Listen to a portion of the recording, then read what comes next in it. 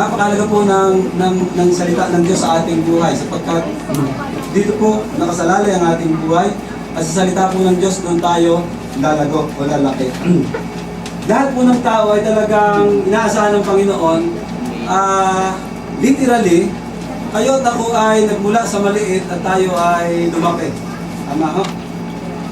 Yung iba ay napaubod ng napasobra ng laki. So, hindi naman lahat, pero naman napasobra naman ng tangkad. Pero literally, lahat po tayo ay kinakailangang lumago at dapat na lumago.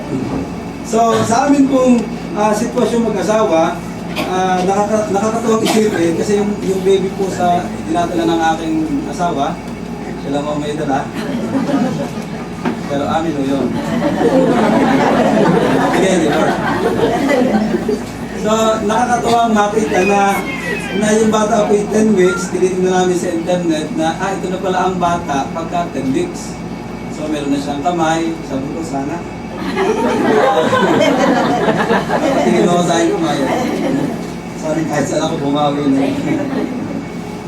So, nabubuo na. Sabi ho doon ay sa loob ng 6 o 6 na linggo o 7 linggo ay nabubuo na po doon yung kanyang internal organs.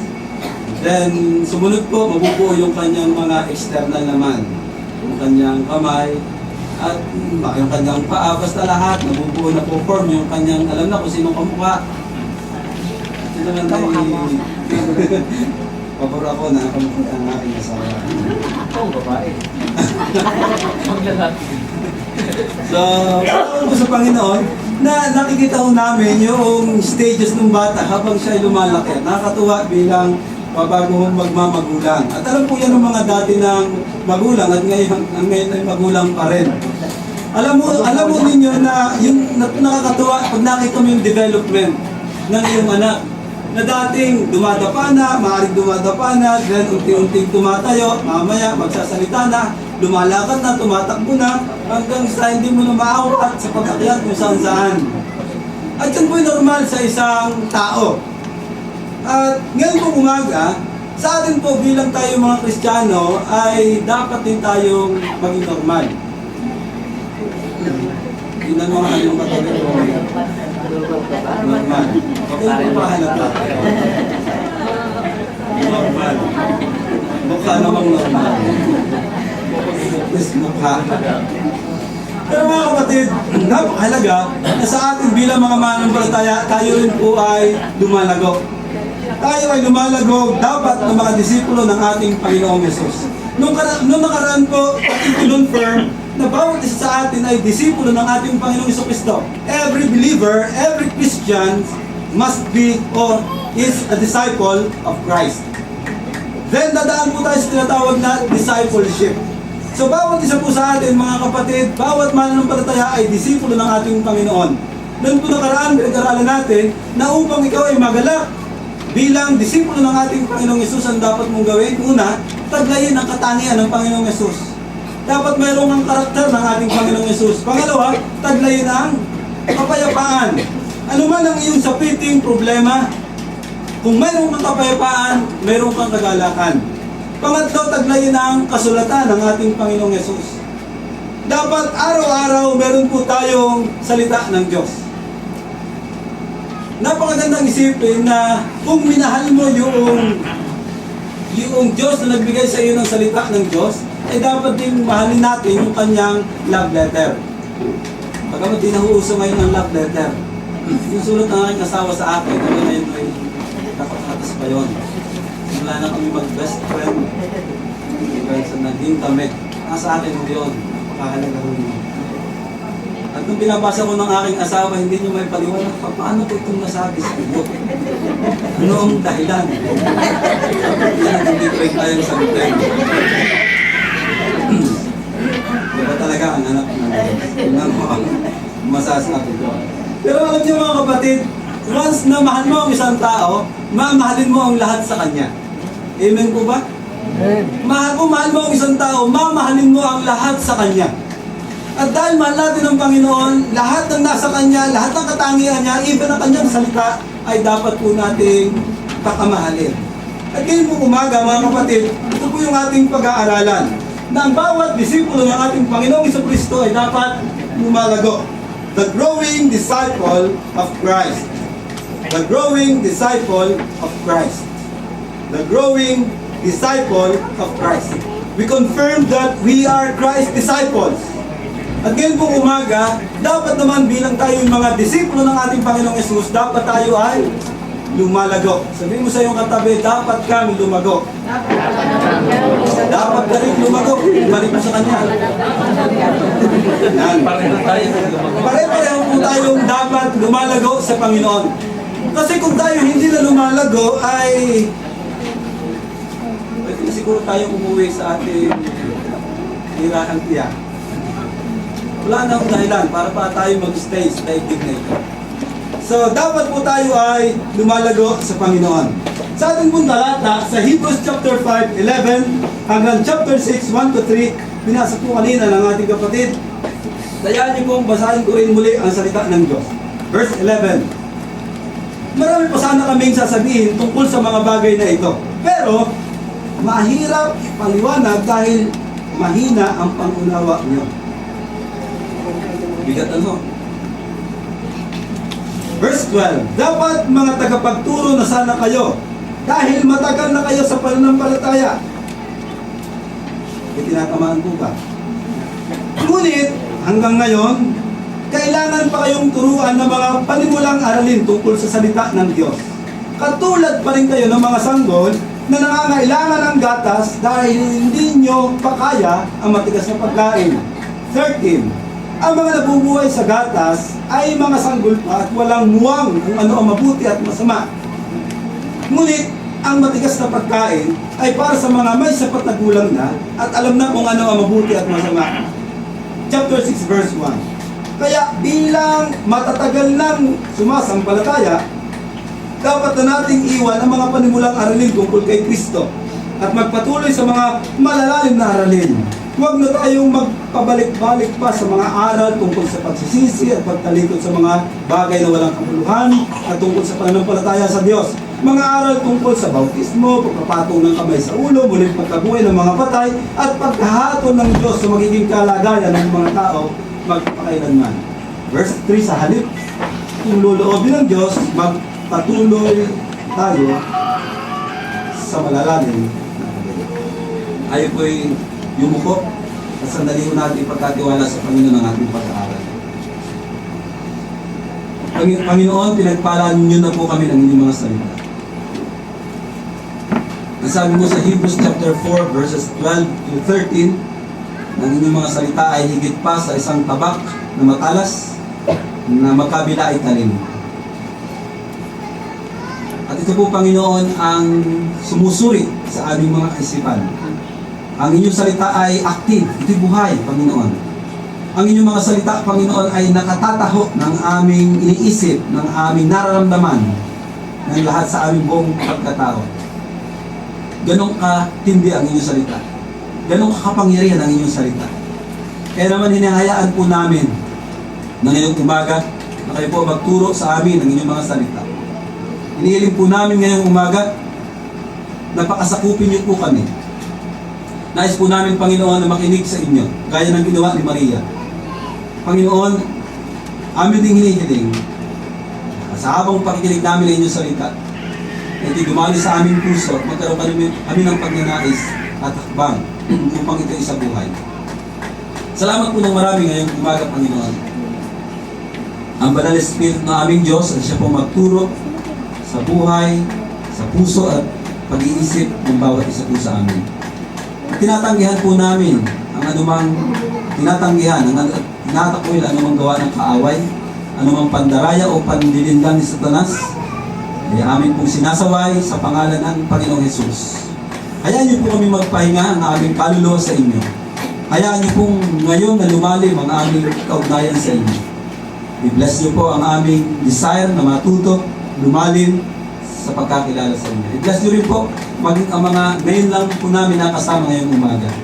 Katagpuin niyo po ang pangangailangan ng bawat isa. purihin po kayo in Jesus' name. Amen. Mga kapatid, sa ating pong pag-aaral, as Christ disciples, we are given by God assurances, privileges, and responsibilities. Sa atin nung pag-aaral ngayong umaga, magandang tingnan po muli natin kung nung po nakaraan, lagi kong binibigyang diin yung ating posisyon kay Kristo. Sino ba si Kristo at bakit napakahalaga na meron tayong posisyon sa Kanya, meron tayong relasyon sa Kanya, napakahalaga na nakipag-isa tayo sa Kanya. Chapter 1, Hebrews chapter 1, verses 1 hanggang 3. I hope na meron po tayong Biblia. Mahirap lumago ang walang Bible. Hebrews chapter 1, 1 to 3. Look at your Bible. Sundan niyo po ako habang binabasa ko. Noong una, nangusap ang Diyos sa mga ninuno natin sa iba't ibang panahon at paraan sa pamamagitan ng mga propeta. So, noon ay talagang sinasabi ng salita ng Panginoon na ang Diyos ay definitely nangungusap sa lahat ng tao gamit ang kanyang mga propeta at sa iba't ibang pagkakataon at panahon. Ngunit, verse 2, nitong mga huling araw, nangusap sa atin sa pamamagitan ng kanyang anak, referring to Jesus Christ. Sa pamamagitan ni Jesus Christ, nilikha ng Diyos ang sanlibutan. Si Jesus Christ ay hindi nilikha ng Diyos. Si Jesus Christ ay kasama na ng Diyos noon pa mang una. Kasama na siya ng Ama. At sabi ng Bible, sa pamamagitan ni Jesus Christ, nilikha ng Diyos ang sanlibutan. At siya rin ang pinili niyang magmay-ari ng lahat ng bagay. Verse 3, sa Kanya, makikita ang maningning na kadakilaan ng Diyos. Sa English po, He is the exact representation. Siya ang exact representation ng Ama. Then sabi dito, verse 3, at kung ano ang Diyos, ay ganoon din siya. Siya ang nag-iingat sa lahat ng bagay sa mundo sa pamamagitan ng makapangyarihan niyang salita. Matapos niya tayong linisin sa ating mga kasalanan, umupo siya sa kanan ng makapangyarihang Diyos doon sa langit. Alam niyo mga kapatid, kung bakit napakahalaga na meron tayong relasyon kay Kristo, na bagamat siya ay Diyos, hindi niya pinilit, sabi ng Philippians chapter 2 verse 5 to 11, na bagamat siya ay Diyos, hindi niya pinilit na maging kapantay ng Diyos, bagkus sinubad niya ang kanyang pagkatao at namuhay bilang isang alipin. At siya'y namatay sa inyo at sa akin. Kaya mga kapatid, ito yung ating privileges. We have Christ. Meron tayong Kristo sa ating buhay. Chapter 1, verse 14. Isa pa sa privilege, isa pa sa mga privileges na meron tayo bilang mga anak ng Diyos. Chapter 1, verse 14, Hebrews. Kung ganoon, ang mga anghel ay mga espiritong naglilingkod lang sa Diyos at sinusugo niya para tumulong sa mga taong tatanggap ng kaligtasan. Ibig sabihin, ang mga anghel ang trabaho niya ay maglingkod sa Diyos at magminister, alino? Sa mga tumanggap sa Panginoon. At ang anghel ay nagmi-minister ayon sa salita ng Diyos sa buhay ng bawat isa sa atin. Yun ang trabaho, yun ay ating pribilehiyo, mga kapatid. Pero ang problema ay ito. Chapter 4, verses 1 hanggang 2. Gusto ko pong tingnan nyo mabuti ito, hanggang 3.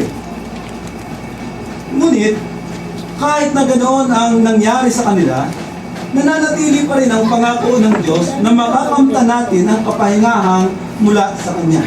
Kaya, mag-ingat tayo at baka mayroon sa ating hindi magkakamit ng pangakong ito.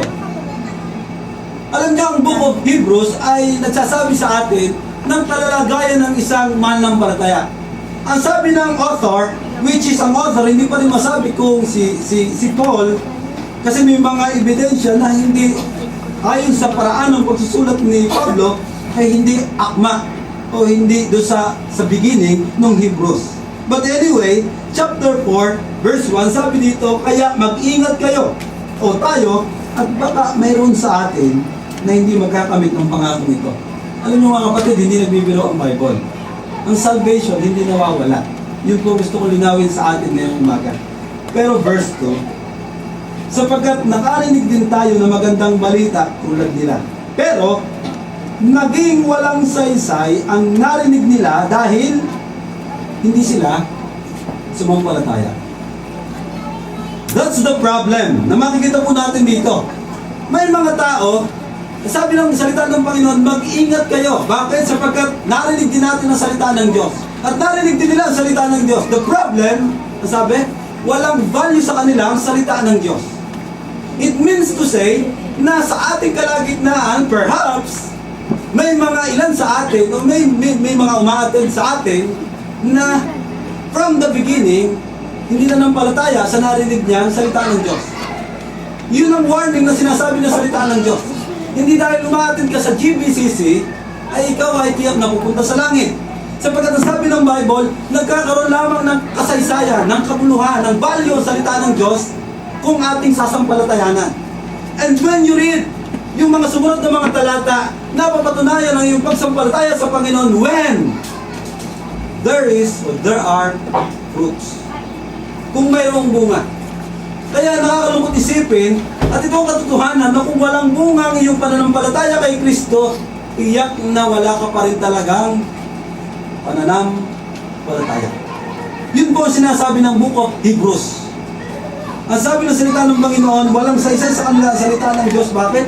Hindi sila sumampalataya, hindi sila nagtiwala sa Panginoon. Hindi sila nagbago.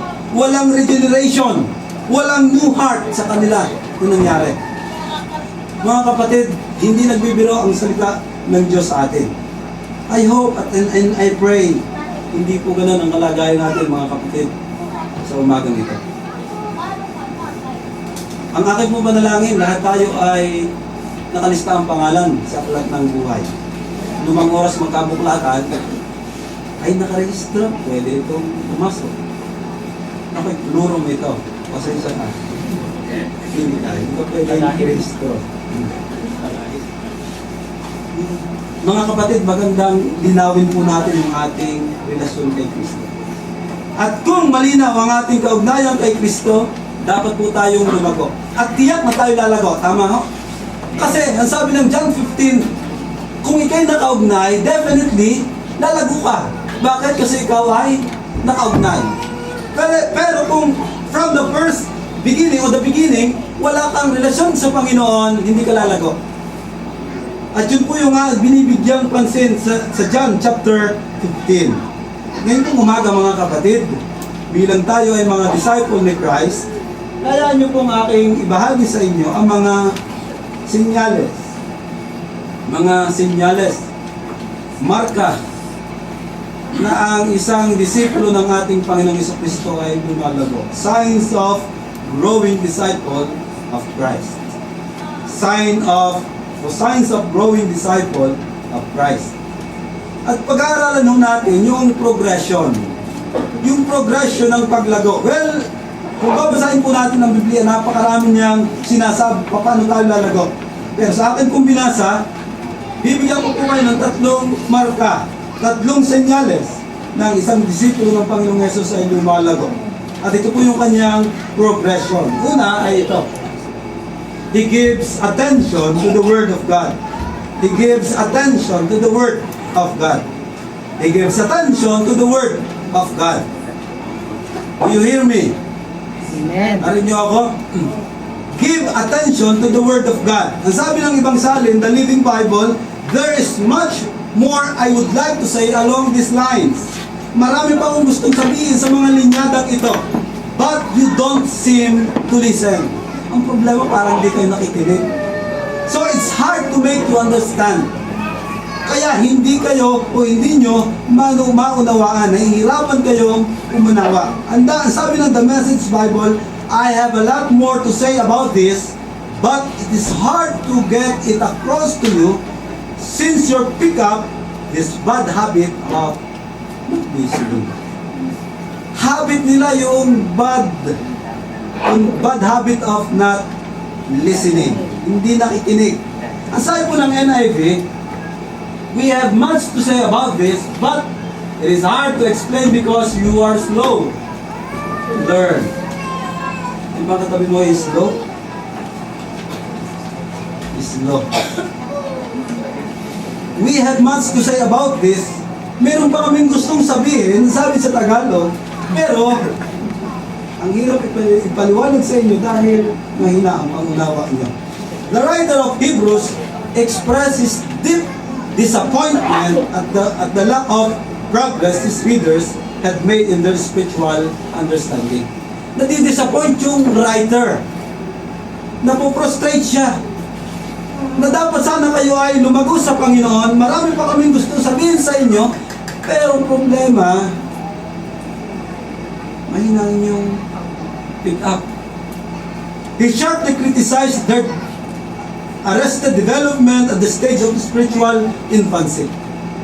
Na dapat sana itong mga taong ito ay nagpo-progress sa kanilang relasyon sa Panginoon.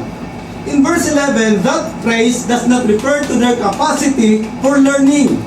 Hindi po ang sinasabi dito yung kanilang kakayanang maunawaan, but their laziness in spiritual things. Yun po ang problema. Their laziness in spiritual matters. Napakalaking problema yung kanilang katamaran pagdating sa spiritual na usapin ng kanilang buhay. Ito ang isa sa napakatinding problema ng isang Kristiyano. Na ang totoo dapat wala akong Kristiyano tamad. Pero ang problema, nag-cite ang Biblia na may mga tamad noong Kristiyano. Their laziness in spiritual things. Ano po ang dahilan? The reason of not giving attention to His Word. Ano ang dahilan? Dull of hearing, kaliri, verse 11. Ang sabi po ng verse 11, ang sabi dito, marami pa sana kami sasabihin tungkol sa mga bagay na ito, pero mahirap ipaliwanag dahil mahina ang pangunawa ninyo. Their problem, they are not listening. Perhaps not that much interested. Di ba pag ikaw interesado sa isang bagay, anong ginagawa mo? You give full attention. Tama ho? Lalo na pagka yung larangan ng nanliligaw ka, ayaw mo mamiss yung salitang. Kaya dapat attentive ka.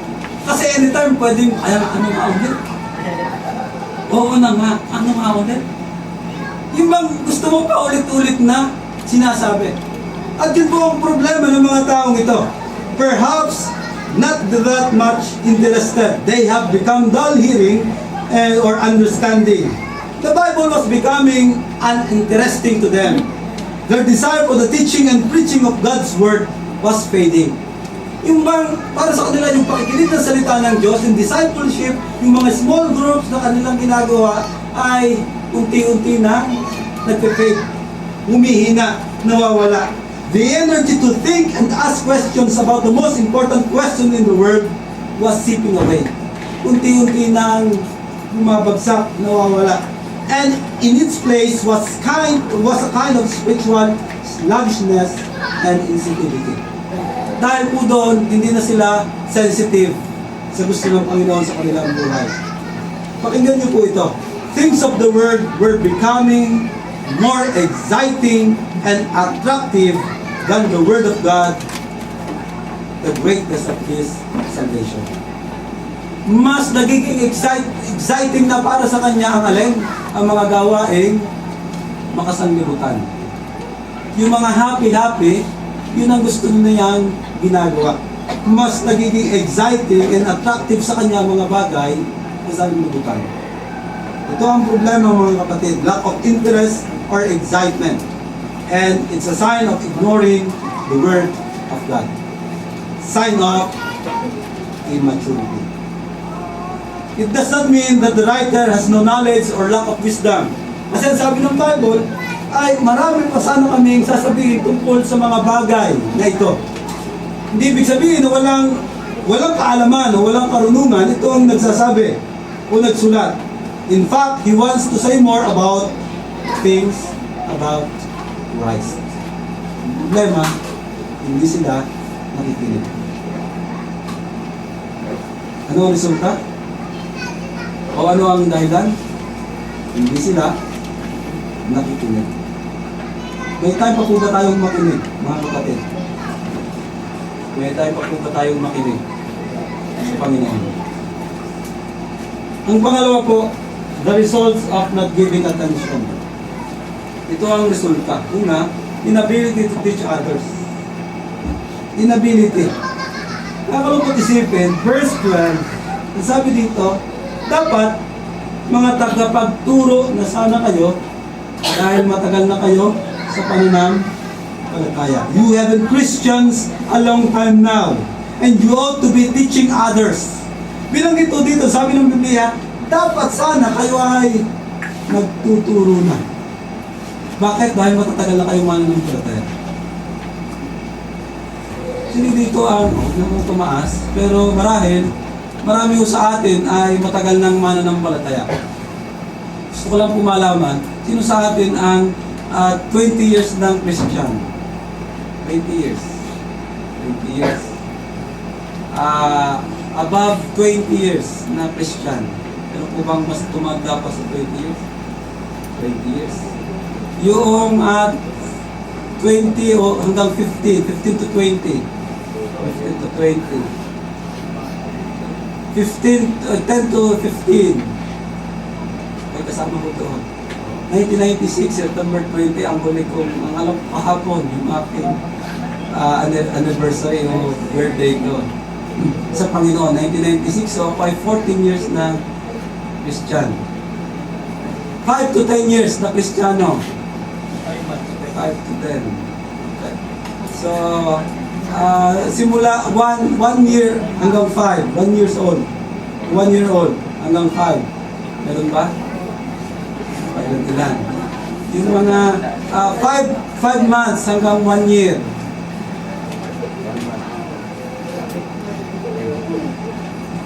Yung 1 month hanggang 5 months. Yung kung hindi pa Kristiyano. Dapat alam natin nasaan tayo mga kapatid. Dapat alam mo natin, ma-accept natin sa ating sarili, nasaan tayo sa Panginoon. Yung pagdalaw sa pananambahan ay hindi mo masasabing ikaw ay Kristiyano. Dapat ay malinaw ang iyong relasyon kay Kristo. At dapat dahil matagal na sabi ng Biblia, verse 12, dapat mga tagapagturo na sana kayo dahil matagal na kayo sa pananampalataya. By this time, dapat kayo ay tagapagturo na. The Hebrews should have been able to teach others. They have been Christians for some time. Hindi po sinasabi naman ng salita ng Panginoon na dapat pag isang taong ka na, marunong ka na magturo. Wala akong specific time na binigay ang Biblia. Pero dito, ang sabi ng salita ng Panginoon, matanda ka na. Tigulang ka na. Dapat nagtuturo ka na. They had time to learn and to grow. Napakarami nilang natutunan. And then a natural response to growth is to bear fruit. And one way to bear fruit is by teaching others. Perhaps, in another way or another, they should have been able to teach others. Perhaps, not in a formal sense, for all not are gifted in that way.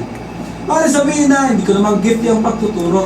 Pero alam nyo mga kapatid, but all can share the good news and hope they have with others. Ang kaya nilang gawin ay mag-share ng kanilang karanasan kay Kristo. I-share nila yung salvation na si Kristo lamang ang tagapagligtas. Yun ang good news na dapat nating i-share sa maraming tao. Kung talagang hindi ka pa kayang magturo. Pero nakakalungkot isipin, marami pa rin Kristiyano, kahit yung mag-share, hindi pa niya magawa. Inability to teach others. At ito matindi. Immaturity. Kapag hindi po tayo naglaan ng oras sa pakikinig sa Panginoon, sa salita ng Diyos, ang nangyayari sa atin ay nagiging immature. Immaturity.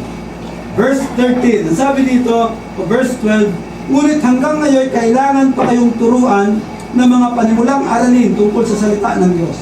Katulad pa rin kayo ng mga sanggol na nangangailangan ng gatas dahil hindi niyo pa kaya ang matigas na pagkain.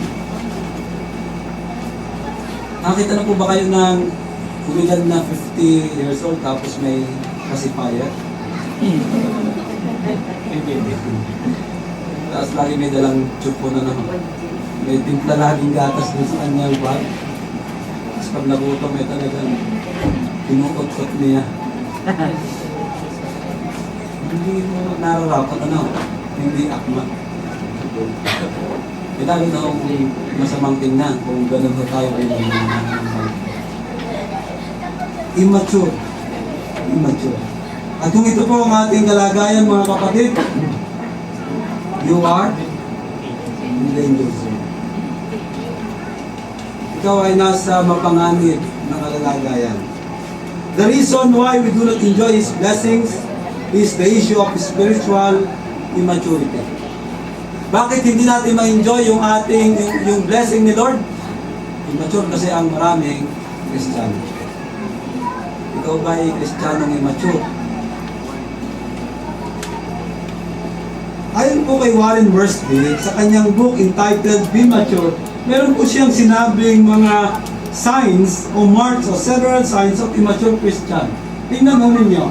Ito po'y galing kay Warren Wiersbe sa kanyang book na Be Mature. Pinag-aaralan niya ang book of James.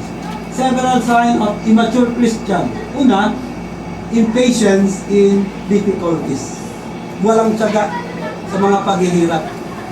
Walang tiyaga sa mga paghihirap. Puro reklamo sa buhay ang inaabot.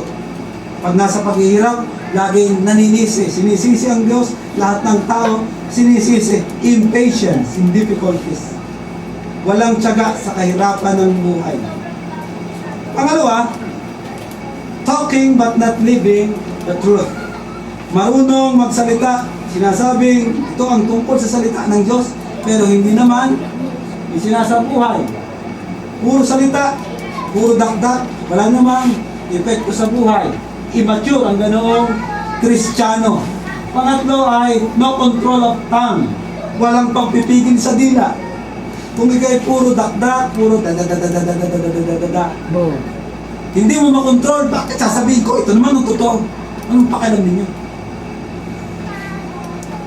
Pagka ganun ang ating kalagayan, immature tayong Kristiyano, no control of tongue. Walang pagpipigil sa dila. Pang-apat, fighting and coveting. Pag-aaway. So, salamat, wala namang nag-aaway.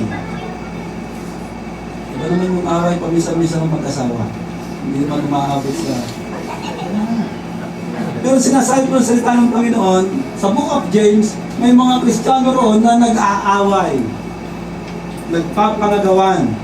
So, fighting and coveting. Pagka ganito, ikaw ay mature Christian.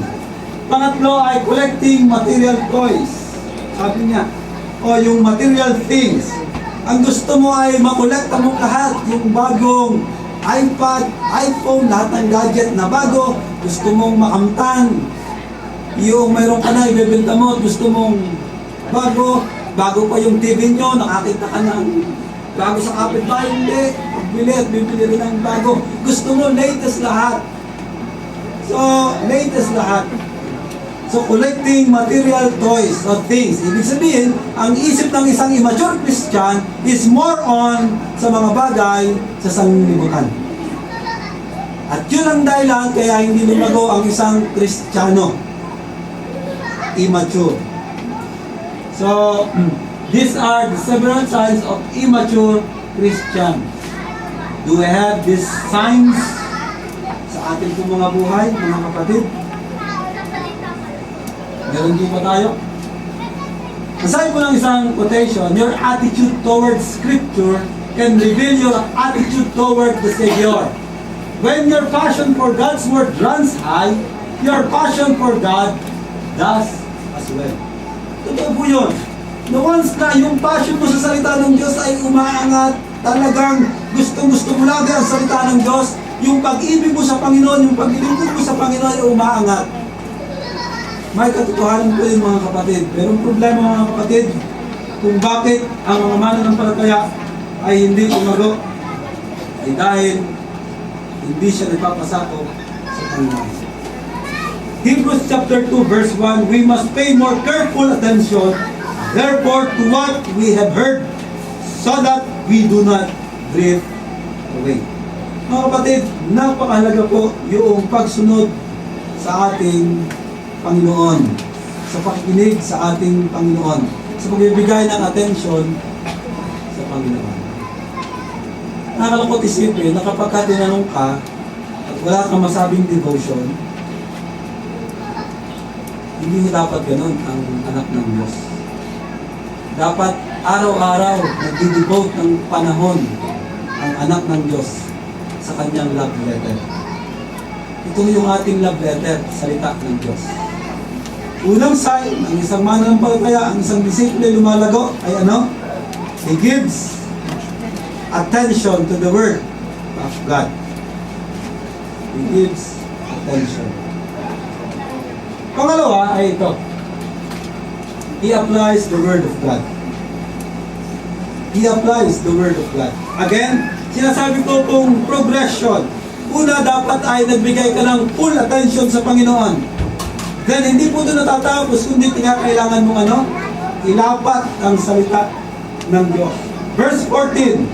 Sabi ng salita ng Panginoon, verse 14, NIV, but solid food is for the mature, who by constant use have trained themselves to distinguish good from evil. But solid food is for the mature. Ang matigas na pagkain ay para sa mga malalago na mga mananampalataya. They have been practiced, make a habit, or exercise the Word of God. At alam niyo mga kapatid, ito yung key verse dito po sa problema na ating pinag-aaralan.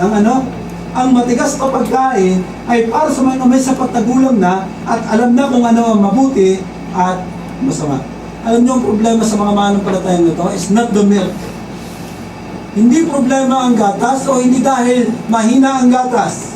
The problem is that babes are not exercising with the milk they have. Meron silang gatas, meron silang natutuhan mula sa Panginoon. Ang problema, hindi nila ito ginagamit. Hindi nila ito pinapractice. Verse 14 is the key word. You become mature by practice or exercise or habitual responses to the milk. So mga kapatid, alam niyo ang pinakamahalaga? Yung pagtugon natin dun sa ating natutuhan mula sa Panginoon, mula sa salita ng Diyos. Hindi po sinasabi na yung pong milk dito, milk of the word, ay masama. Sapagkat nung atin marinig ang katotohanan mula kay Kristo, ito po nag-produce sa atin ng bagong kaisipan, the mind that can discern between good and evil. Ngayon, ang problema mga kapatid, kung hindi po natin kayang ma-discern kung ito ay evil or good, perhaps we are not really Christ disciples or we are immature Christian. Ano po ang sinasabi ng verse 14? That if you want to become mature and understand the more solid teachings of the Word, anong dapat gawin? Dapat po yung ma-transform, yung ating po mga moral senses. Your spiritual mind. Magkaroon tayo ng discernment kung paano malalaman ang mabuti at at ang masama. Ang problema mga kapatid, tayo ba'y merong pagdududa sa salita ng Diyos? O nagtutuda tayo sa salita ng Diyos, sa katuruan ng salita ng Diyos tungkol kay Kristo, maybe dahil nakakapanood tayo ng mga movies na taliwas sa salita ng Diyos. Yung ba mga katuruan na sinasabi doon na hindi nag-exist si Lord? Kasi lahat ng ito ay by chance. At nabubuo sa isip ko na kapag ganun ang ating kalalagayan is dahil hindi tayo naglala ng panahon sa salita ng Diyos at maraming pagkakataon inilala natin ang ating oras sa mga bagay na magbibigay sa atin ng pagdududa. Mga kapatid, sinasabi po ng salita ng Panginoon ngayong umaga ay ito. The pathway to maturity and to solid biblical food is not first becoming an intelligent person, but becoming an obedient person. The pathway to maturity and to solid biblical food is not first becoming an intelligent person. Marami pong tao ang intelihente. Maraming tao ang natutunan ang salita ng Diyos. Maraming tao ang natuto ay hindi sumusunod sa sinasabi ng salita ng Diyos. Alam niyo mga kapatid, hindi yun kayang dalhin kayo sa langit. Kung ang inyong kaalaman at ang aking kaalaman ay puro utak, puro isip, hindi yun magdadala sa langit. Obedient. Trusting God is not by what you read or know, it is by doing what you have learned from His Word, the Bible. Trusting God is not by what you read, no, it is by doing what you have learned. Tingnan natin ang salita ng Panginoon. Ito ang problema ng mga mananampalataya noon. Hebrews chapter 3, 7 to 8. Ang sabi ng salita ng Panginoon ay ito. Ang mga salita ay may katigasan ng ulo. Kaya sabi ng Biblia, verse 7, kaya nga sinasabi ng Banal na Espiritu, kung narinig niyo ngayon ang tinig ng Diyos, verse 8, huwag ninyong patigasin ang puso ninyo. Tulad ng ginawa roon ng mga ninuno ninyo, naghimagsik sila laban sa Diyos at siya ay sinubok nila roon sa ilang. Chapter 3, verse 15, gaya nga na nabanggit sa kasulatan, kung narinig nyo noong ngayon ang tinig ng Diyos, huwag ninyong patigasin ang puso ninyo tulad ng ginawa noon ng mga ninuno nyo nang maghimagsik sila laban sa Diyos. Ano pa? Chapter 4 verse 15. Ang sabi dito, chapter 4 verse 3.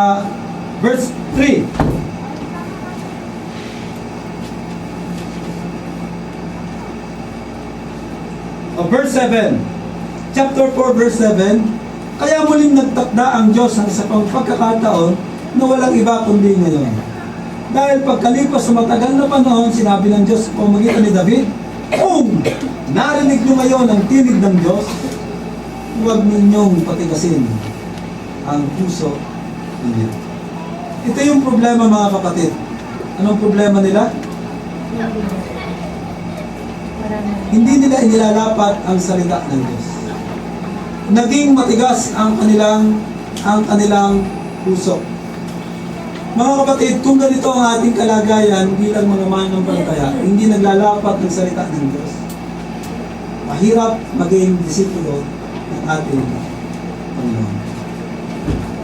He applies the Word of God. He applies the Word of God. Siguro ito ang napakalaking problema ng mga mananampalataya. Kung noon matigas ang ulo ng mga Israelita, at sabi ng Bible pa ulit-ulit nilang binabanggit na kung narinig nyo ang tinig ng Panginoon, huwag na matigas ang inyong puso. Kaya nga Hebrews chapter 12 verse 5, kung matigas ang inyong ulo, dumadaan ng isang Kristiyano ay dinidisiplina ng Panginoon. Kaya kung narinig mo salita ng Diyos, nangungusap sa iyo ang salita ng Diyos, may pinagagawa ang salita ng Diyos sa iyo, sinabi niya na tigilan mo na ang kasalanang ito o kasalanang iyan, ay sundin mo na. Kasi ikaw rin naman ang mahihirapan. Tama nga.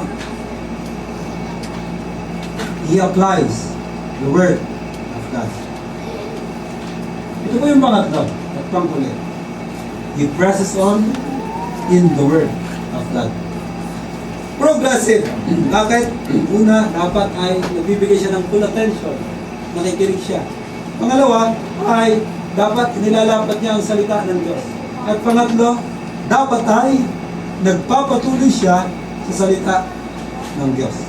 Ang sabi po ng salita ng Panginoon sa chapter 6, 1 to 3, therefore, let us go on and get past the elementary stage in the teachings and doctrines of Christ, the Messiah, advancing steadily toward the completeness and perfection that belong to spiritual maturity. Ang sabi ng salita ng Diyos mga kapatid ay iwan na natin yung mga dating katuruan. Hindi po ibig sabihin na kalimutan. Sapagkat yun po yung ating pundasyon. Kumbaga sa bahay, yun yung ating pundasyon, nasa ilalim lamang siya, maaaring hindi nakikita, pero yun po ang nagpapatibay sa isang mananampalataya. Ibig sabihin, sabi ng salita ng Panginoon, huwag pagkukulan o huwag bigyan ng pansin. O huwag na bigyan ng pansin. Manapay, sabi ng Bible, advancing steadily toward the completeness and perfection that belong to spiritual maturity.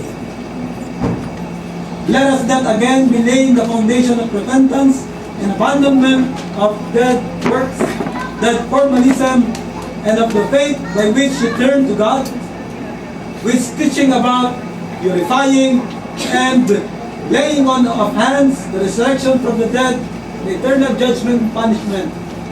These are all matters of which you should have been fully aware long ago. Kaya sabi ng salita ng Panginoon, yung mga binanggit na ito, ikaw naman ay aware na. Alam mo na naman ang lahat ng iyan. Baka naman po pwedeng iyong itago yun sa iyong puso, sa iyong buhay, at ikaw naman ay lumago bilang isang mananampalataya. Try to become mature and start thinking about more than just the basic things. What are these elementary teachings about Christ? The metaphor for foundations refer to the ABCs or elementary truths of as opposed to maturity. Para bang elementary, di ba? Natuto ka magsulat ng una ay bibigyan ka ng mga linya-linya.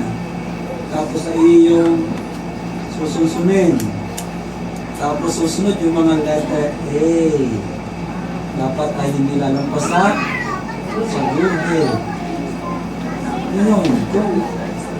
Kung ganun pa rin ang ating kalagayan, may nakita na po ba kayo na high school o kaya ay college na? Tapos bibigyan po siya ng teacher ng mga guhit-guhit o ito susundan mo ha. O kaya yung letter A na medyo blurred. Tapos ay iyong susunsunin. Nakakita na po ba kayo ng gano'n? Na college na po yun. Ay napaka-immature naman ho pag ganun ang estudyante. At kung ikaw ang teacher at ganun ang kalalagayan ng iyong estudyante, pagtatawanan ka. At maraming Kristiyano, alam nyo, pinagtatawanan. Maraming Kristiyano ay pinagtatawanan. Bakit? Kasi hindi siya lumalago sa Panginoon. Ang sabi ng Philippians chapter 3, 15 to 16, all of us who are mature should take such a view of things. And if some point you think differently, that to God will make clear to you. Verse 16, napakalaga po nito, only let us live up to what we have already attained.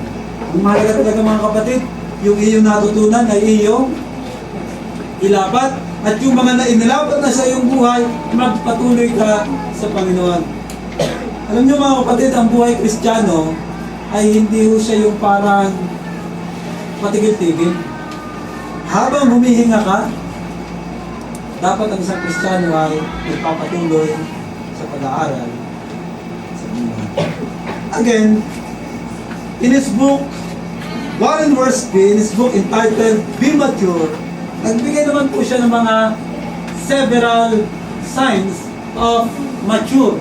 Kanina ay immature Christian. Ano nga po ang mga signs ng immature Christian? Una, impatience in difficulties. Kapag kayo lagi reklamo, yan mga magulang, tandaan nyo yung mga anak, pag kayo puro reklamo, vice versa mga anak, yan yung mga magulang, pag kayo puro reklamo na, ibig sabihin immature yan. Ano naman yung sabihin? Nahimik na kayo at mag-pray, Lord. Gawin ninyong mature ang aking anak, ang aking magulang. Pag nakakita kayo ng leader ng church na impatience, ipag-pray nyo. O impatience, sabihin nyo, Panginoon, inyong palagawin ang leader na ito. Several signs. Una ng immature ay impatience. Difficulties. Pangalawa ay ano? Talking but not living the truth. Marunong lahat, mahusay lamang magsalita, pero hindi naman pinamumuhay. Pangatlo ay ano? No control of tongue. Walang pagpipigil sa sarili. O sa sarili. Pareho, sa salita. Yung bang hindi siya marunong magpigil ng salita. At pangapat,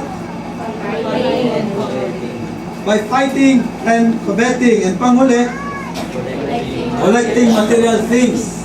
So, yun ang immature Christian sign. Eh naman, yun naman pong sign ng mature. Sabihin mo sa iyong katabi, ako yun. Parang hindi kayo solve sa inyong sarili. Hindi ka convincing. Ako yun. Sabihin niyo.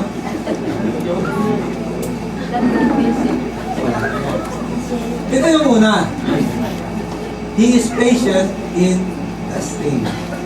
Siya naman ay matyaga. Pagka sinusubok siya ng Lord, binibigyan ng problema like Job, siya ay matyaga.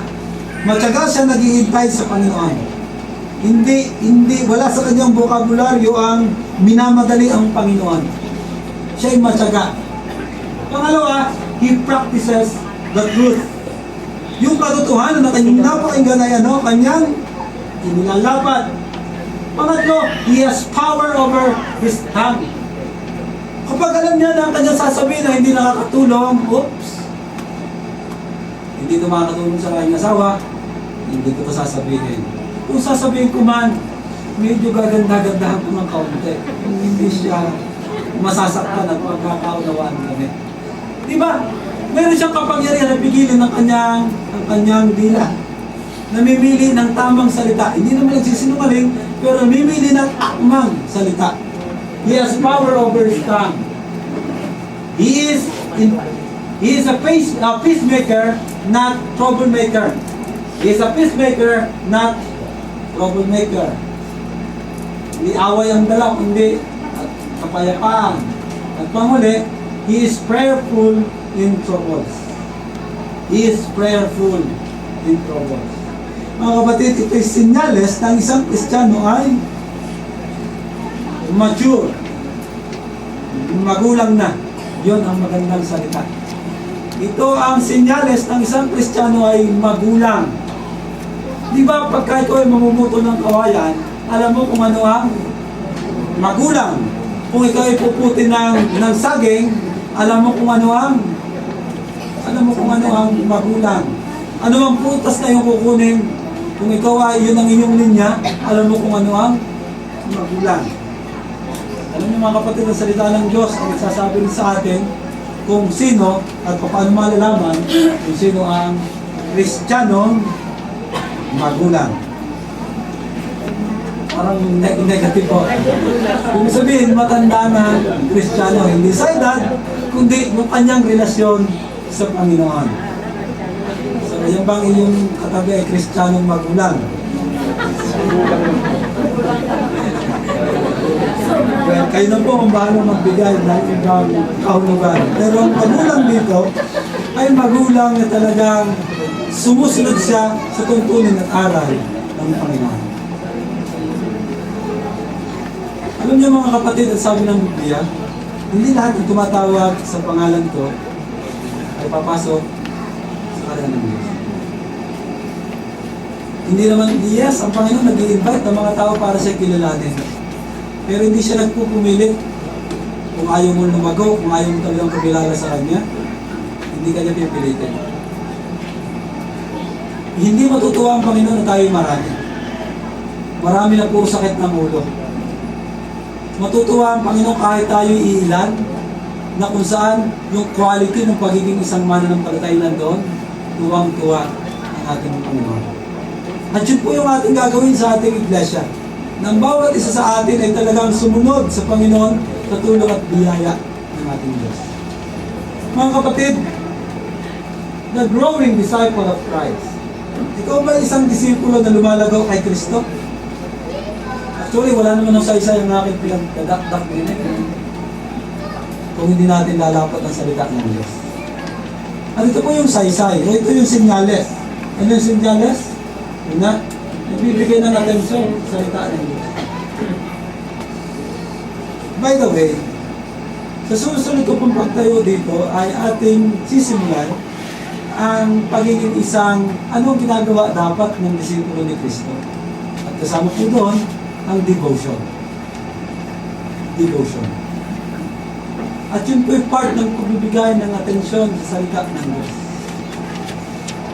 Pangalawa, He applies the Word of God. Wala naman ho itong saysay, itong unang puntos ko, walang saysay ito kung hindi naman ho ito gagawin. Ano man pong visa ng gamot kung hindi ho gagamitin, walang saysay. At pangatlo, wala rin naman yung saysay o lahat kung hindi mo naman ikaw magpapatuloy. Mga kapatid, hindi mo natatapos na yun. Dapat mo salita ng Diyos, dapat buhay, tuloy-tuloy pa rin. Hayaan niyo kung maluma ang inyong Biblia. Tuloy-tuloy po tayo sa pag-aaral ng salita. Ito po yung aking conclusion ngayong umaga. At ito po naman ang aking challenge. Ang challenge ko ito. Look at your Bible, Hebrews chapter 6.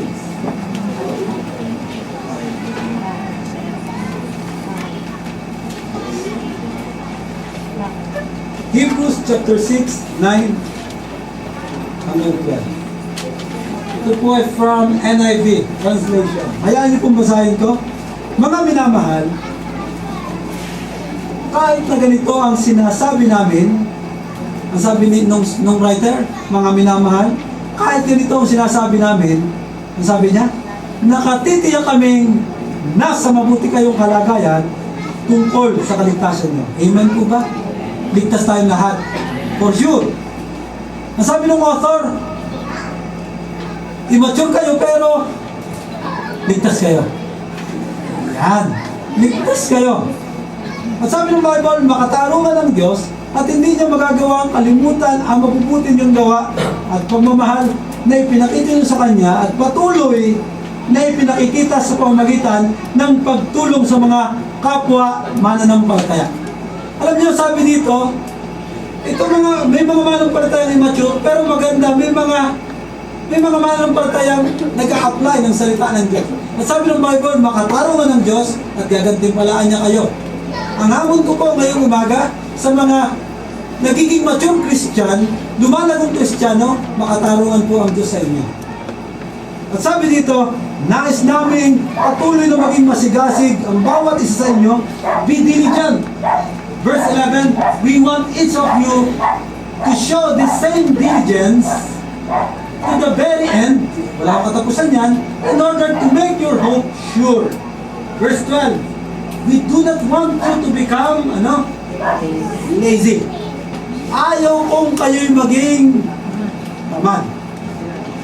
But to imitate those who through faith and patience inherit what has been promised. Mga kapatid, napakagandang salita ng Panginoon. Ang encouragement sa ating ngayong umaga, ang hamon ko po ngayong umaga, gaya ng salita ng Diyos, huwag tayong maging tamad. Huwag tayong maging tamad. Kung tayo tinatamad, humingi tayo ng tulong sa Panginoon. Lord, tinatamad po ako. Alam naman ninyo yun. Eh, pakitulungan naman mo ako. Talaga ko sabang-sabang na rin sa aking katamarang aret. Isukuhan niyo sa Panginoon. Kasi ako niniwala.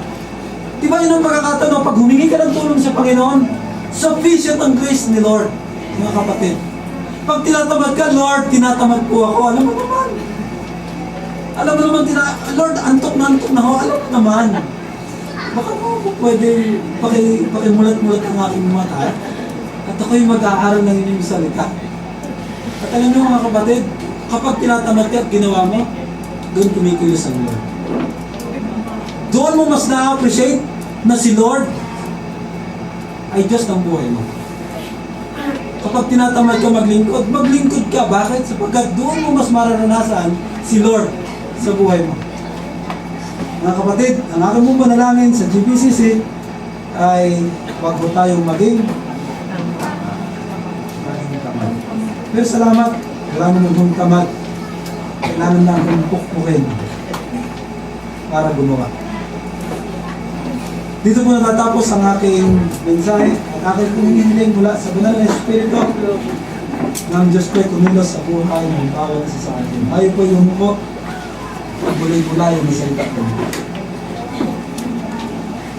Maganda po tayo mag